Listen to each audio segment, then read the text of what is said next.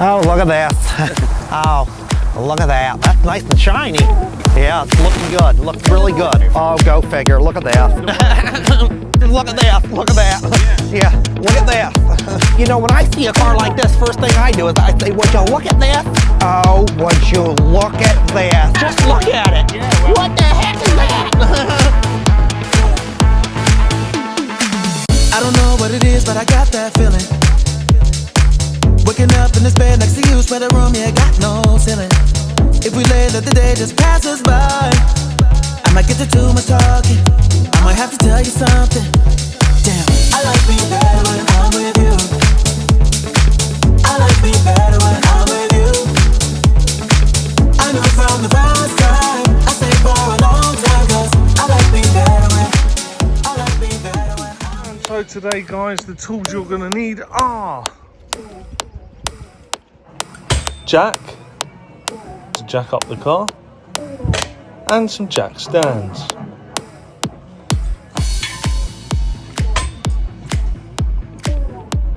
Some Bakewell tarts. Excuse me, I've already eaten some. A 1/2 inch ratchet. 3/8 ratchet.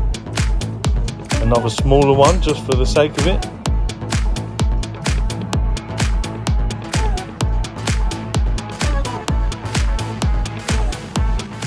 .22mm socket. This is for the scissor jack. 20mm socket. 17mm socket. Short one. Long one.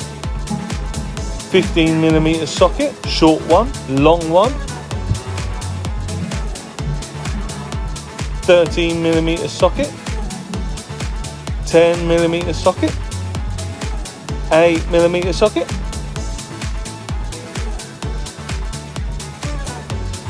18-inch wrench spanner. 15-inch wrench spanner. Lug removal tool with extension. Scissor jack. 10mm Allen key. T27 to T30 Torx bit. This one's a T30. Some extensions to make the job easier. A swivel, not that I need to use it, I've got small hands. Spring compressors, I've given them back. Brake cleaner. Some WD-40 or oil that can penetrate.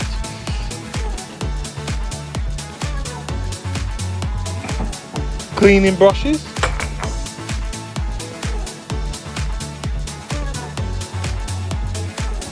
Good old metal hammer. And a trim removal tool or flat bladed screwdriver.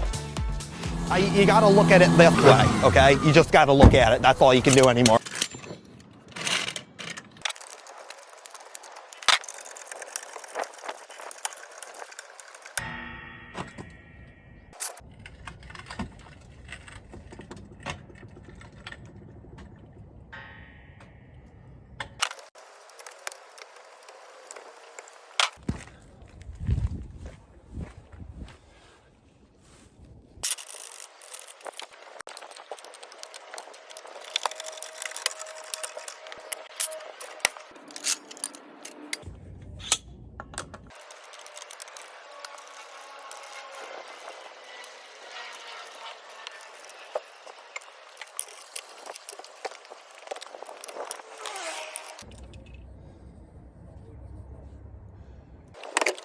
So looking up into the wheel well, you can see quite clearly here where the spring had snapped from the top part here.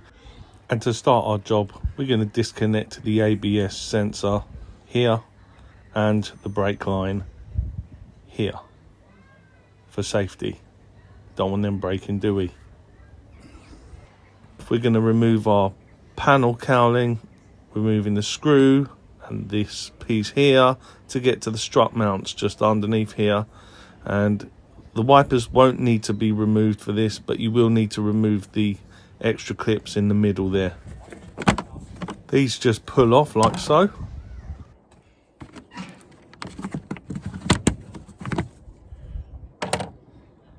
Remove the T30 Torx screws, one either side of the car.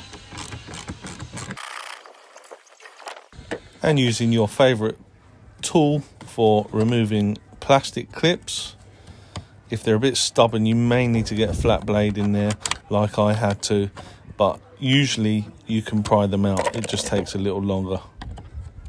It's easier to start them off so you don't break the clip, use the plastic tool afterwards. Job done. Once again, it's not necessary to remove the wipers. You can keep the top piece on, but this middle piece must come out, not the top piece. The wipers, no, they can stay on. Continue to remove your clips with your tool and your favourite trim piece. These are off of Amazon. No links in the description, they're easy to find.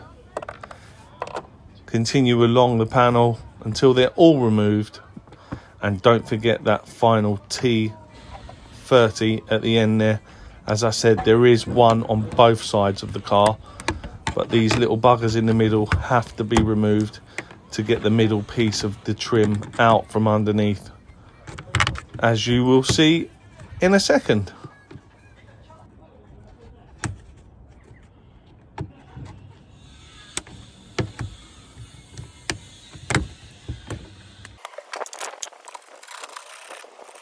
And now the only thing holding it in is two 10mm bolts either side of the cowl, one on the passenger side and one on the driver's side.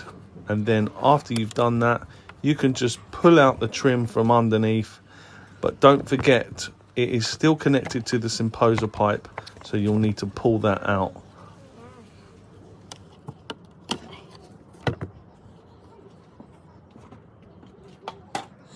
Composer pipe still on, and I thought it had gone. This is coming off.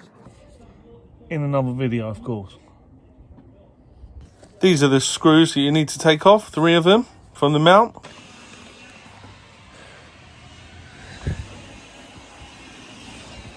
Don't want to loosen them all the way yet, not until the end. But before we do that, we're going to go under the wheel arch. Get in there with some penetrating oil or WD-40 around the bottom of the strut.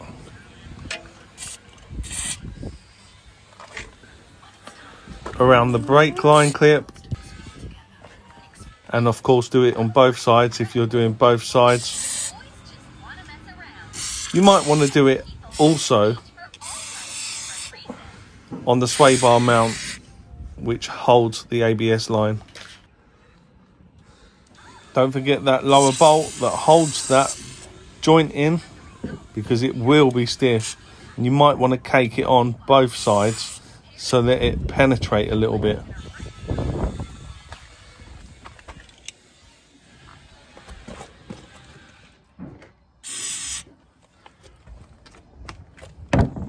Use your 8mm to remove your brake line bracket, clip, should I say. Using your 17mm extended socket on an extension for your hands, remove that ABS sensor bracket and of course stabilizer.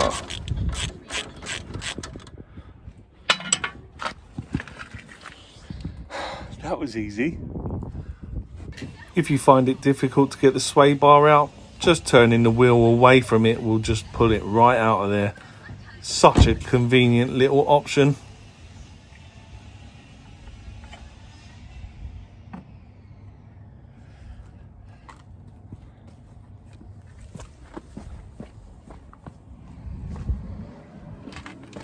And repeat it on the opposite side, because you know that it worked. Just remember, it's the opposite lock.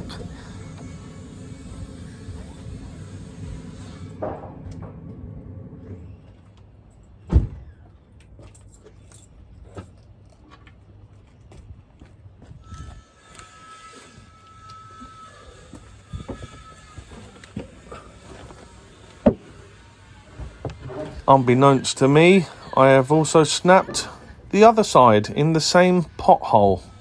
This is really messed up. So once again on the other side, use your 8mm to remove the brake line and the ABS sensor and stabilizer.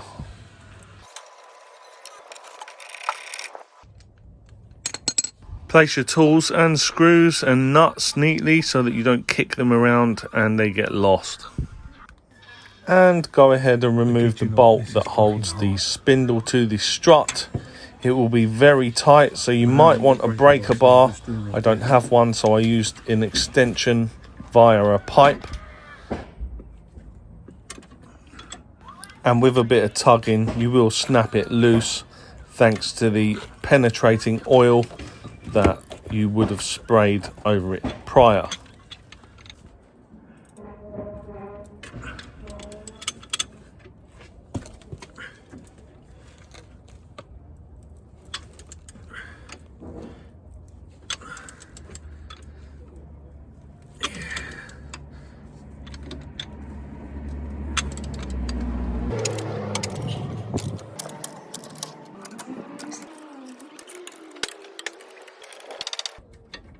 And that would explain it. Look how rusty this is. No wonder it was tight. I'll have to clean it up.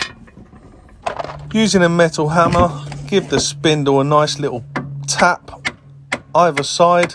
This should free it up and allow that penetrating oil to seep down a little lower, because this will be tight. Turn the wheel back to give yourself access to the back of the spindle, because I have a little trick for you. Spray the back of the screw hole from the spindle with a little WD-40 and maybe a bit of brake cleaner too,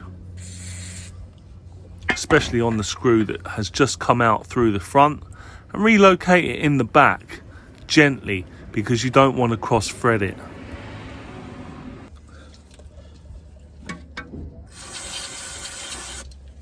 Clean up the area as best as you can, and then get a piece of flat metal. Perhaps this old bicycle spanner will do the trick. Perfect! It slides straight in the gap. Now you want to tighten up that nut just snugly so that it starts to open the spindle.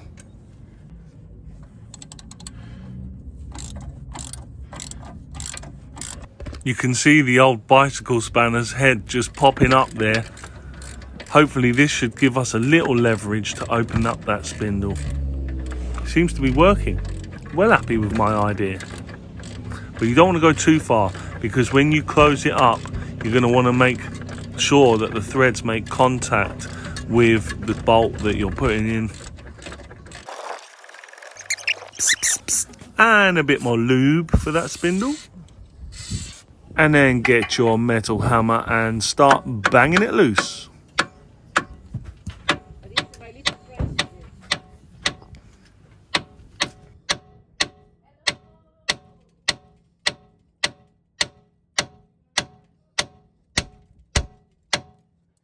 And time for my second little tip for you to make things easy, because you won't be able to knock it past this, and a crowbar for me was certainly out of the question, so I had to improvise.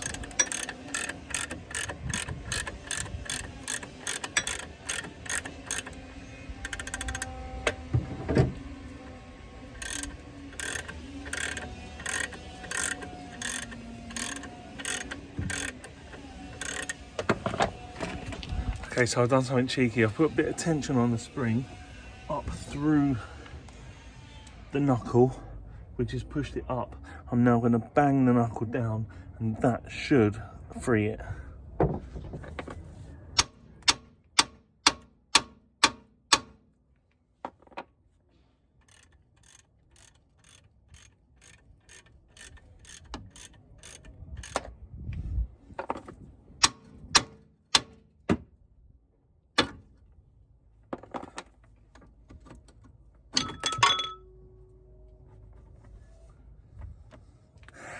How easy was that?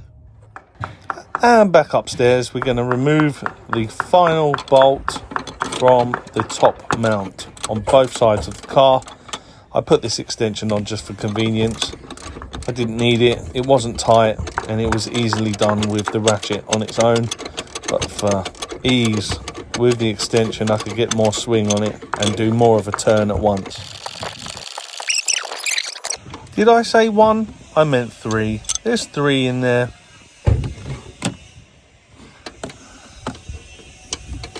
Just a few more threads. Just a few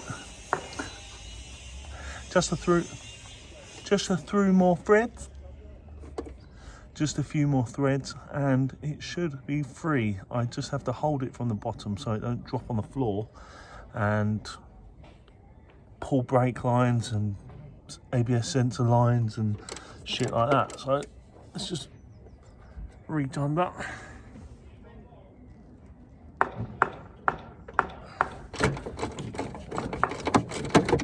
Oh, it's heavier than I thought. Oh. Okay, I've got it. Oh. Fucking hell, I'm proud of myself. Look. So it's snapped here. And the coil, which I believe is this one, yeah, it is, snapped and went down past other coils and ended up down there. So I will have to be very gentle when I take it off, because I don't know which way it's going to flex, but I will use logic and common sense and take my time so that I don't take my face off. It's too good to lose. But without further ado, let's get the other side off, because I'm doing them in pairs.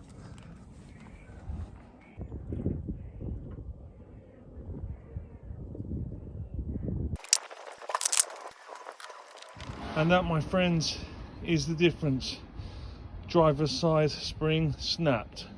Passenger side spring under extra pressure because it's taking a load of both sides. As you know, with the support strut that goes across the top, that would be pulling the weight onto that side. Only logic and science will tell you that. Now, that was hard. That was very hard. Undoing that bolt that goes across the top, bottom, with just my bare hands and a short ratchet was difficult. I'm surprised the ratchet never broke. However, it's off, it's safe, the nut and thread are all good. I am going to take these pieces of shit inside and compress them gently with a cup of tea, and then put the new mounts on and uncompress them. Compress, what's the opposite? Put it in the comments below. I'm sure I know, I'm just being a spack. You already knew that. So let's go and have a cup of tea. My God, how bad are my springs? Very bad, Daddy. Do I need new ones? Yeah. For the purpose of the video, we can see these are the springs off of my 2013 Focus ST. Unbeknownst to me, as per my previous rant, in 2014/15, Ford's changed the springs to these ones. And on first glimpse, they don't look any different. The chassis is the same, the wheels are the same, the brakes are the same. You wouldn't think they would change it, but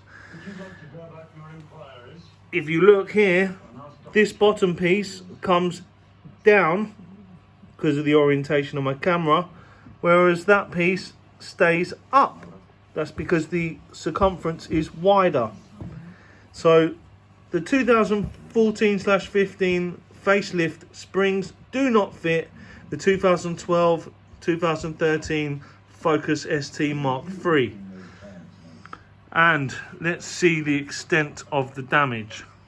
This is the top mount of the passenger side, and this is the top mount of the driver's side. As you can see, the driver's side spring has snapped, and it kind of tangled itself round and forced its way past the bottom of the location point on the strut. Once I took it out, I could see that this part of the strut mount had been pushed up. Taking the top off, we can see that there's a lot of rust and contaminants that have caused it to fray a little around the edge, but the bearing itself was beginning to collapse here. Other than that, it was fine. It was just starting to collapse around on the plastic.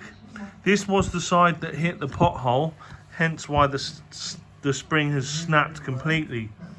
But I was shocked, just like my dampeners, to find that not only has the driver's side snapped, but the passenger side, which did not hit the pothole, snapped completely free. Furthermore, we came to look at the mount on the passenger side, which completely fell to pieces, and all the little ball bearings fell out. So if you ever wanted to know how that works, it's just loads of little ball bearings caked in oil that turns around to give your steering a nice smooth turn in the suspension system. And when I came to order my springs, I wasn't going to buy these, but I just did for the sake of it, and I'm glad I made the purchase.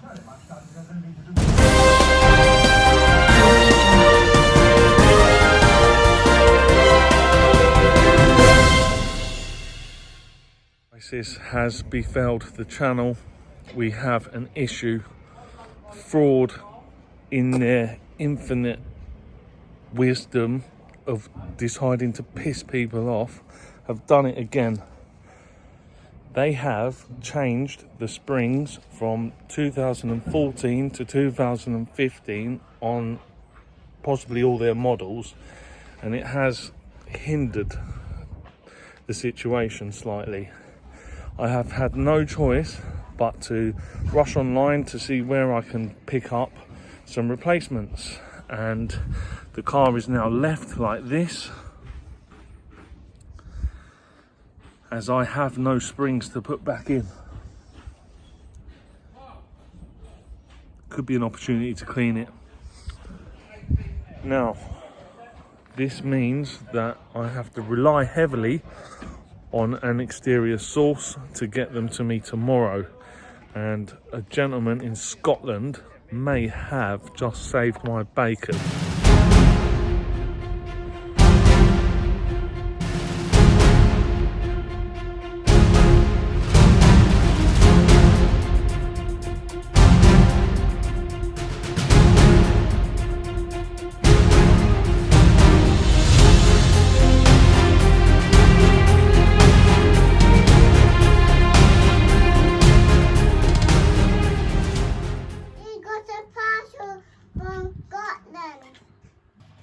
Daddy, you've got a parcel. Stop being miserable now. What? My priority springs from Scotland? Yeah. I love you, Douglas Rugg. You've just saved my ass quicker than a quick fitter in a Ford Stealership. Ha! So, with the girls here, I have to be careful not to kill them and let them get hurt. So all the tools are away for now while I convert these ST springs to ST struts. And let's just check to make sure they're the right ones first.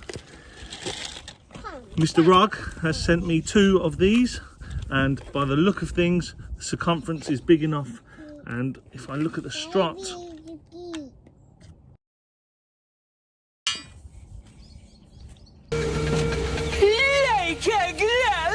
they are fucking perfect. So guess who's fixing the car today and gonna still be on time for work Monday morning? Oh, we're getting a bit rusty at the bottom of the struts, so while I feel that they're probably good enough, we will have to be replacing these at some point, but let them go a little bit longer. There's no leaks anywhere, no dents that shouldn't be there, so let's get them on. Let's compress them. These have been graciously lent to me via Stuart Chandler, who I work with. He is a bus mechanic, and you'll be saying to yourself, why has a bus mechanic got spring compression tools? Buses use airbags. Well, he has a Focus ST3, I think, Mark II, and it looks the nuts, and I believe you've seen it in my previous videos. Let's get this spring uncompressed. If we do them evenly, they'll uncompress safely. What do you want? Can you get away from my spring so it doesn't blast your head off? If you do it laying down, if they pop, chances of them hitting anybody is remote. And if you push one side, you get a bit of leverage. As I say, do a bit at a time.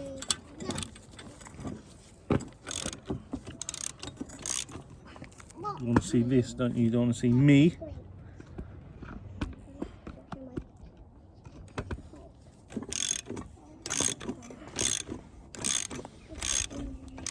A lot of people would use a vise or some sort of tool to hold them. I don't have that luxury. And they're coming free now. That means they are almost there.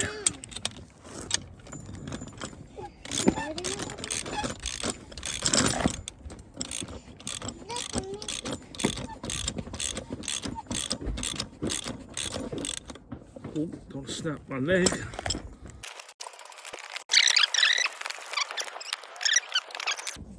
Let's line them up.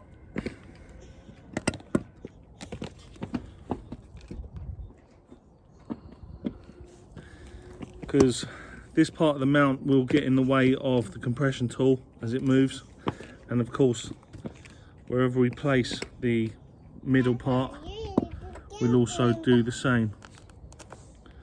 So we'll work out where to put them, do it from the top because we'll have more movement. Look at me, Daddy. What are you doing? You're jumping, aren't you clever? I could jump. Daddy, look. Wait, this might exercise. And the girl's doing exercise in the driveway. We could call this yoga for kids, or stretches, or star jumps and little jumps and stretches and little jumps and stretches. They're just as nuts as I am. They're so random. Tell me that ain't the voice of a 5-year-old turning 18.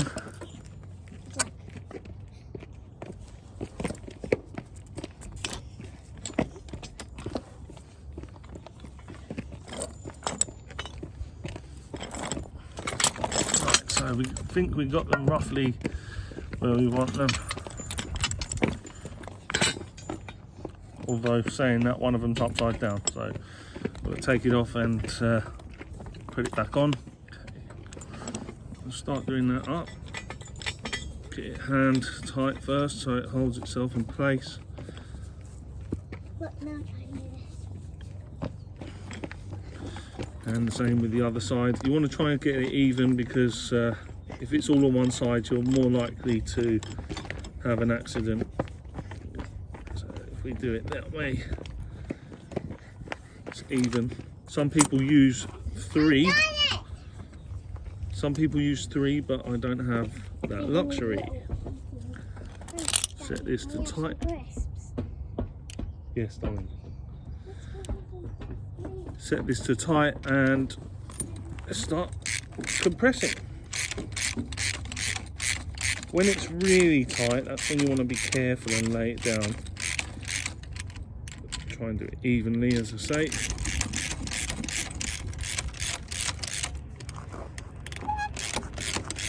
Probably best in a vise. I'm going to lay them on the floor. I don't care about what they look like. They're not going to be seen. Folk have been known to take their faces off, which is quite frightening really. It makes you want to not do this, but if you take your time and you do it properly, it should be fine. See if that's enough, because you don't need to press them all the way down.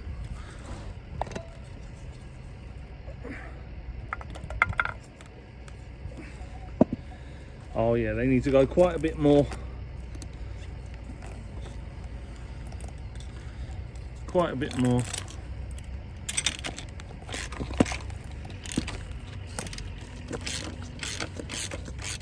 Now this would kill me, I'm sure, if it pringed off in my nuts. I don't think any man would want that.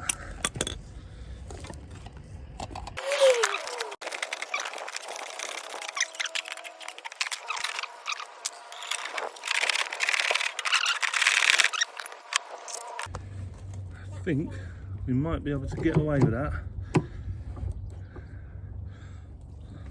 As you can see, it's almost there, so let's go and see how much we've got to do. Got to get the top mount and the bearing to go on top there.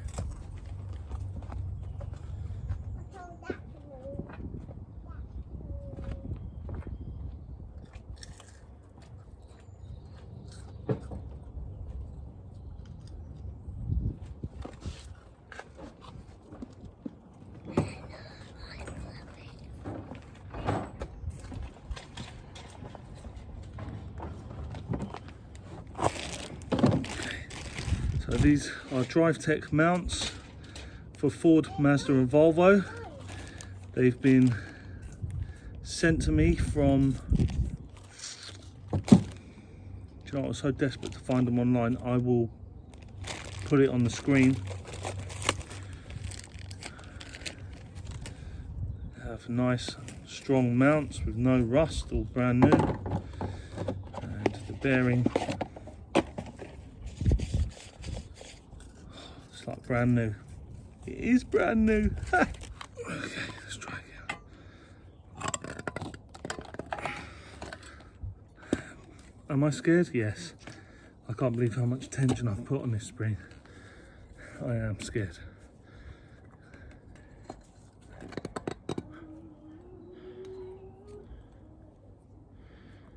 Okay, so if I was under the wheel arch, I'd be where the engine is now, so let's turn it around.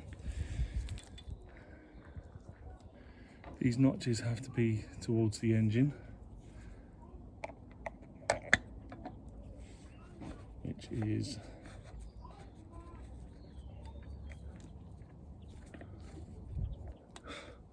we're still not there.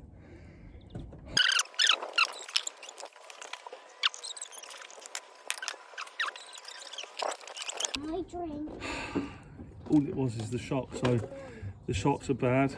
They're not fully coming home. It's a 2012 car, so it's 2021 now. It's done well, 9 years. I will be looking to get new shocks soon if I don't replace the car sooner. Other than that, we have thread at the top. I can now put the nut at the top to secure it.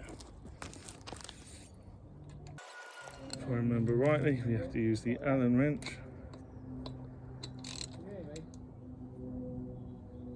which is the right way round, and you can use a box spanner or something similar. Damn, I hate it now because now it's the wrong way. No, I want it to go. I want it to go that way. So we'll do both of them up simultaneously. And I believe once it stops, that's when you know it's home and correct. There we go. We'll drink these down here. So, Are you gonna sit down? that looks like it's in place nicely. I can take the suspension pressure off now. Oh. Yeah, I'll do that boot afterwards because I don't want it taking my fingers off. So let's undo these and take the pressure off Should we sit in the shade? the springs.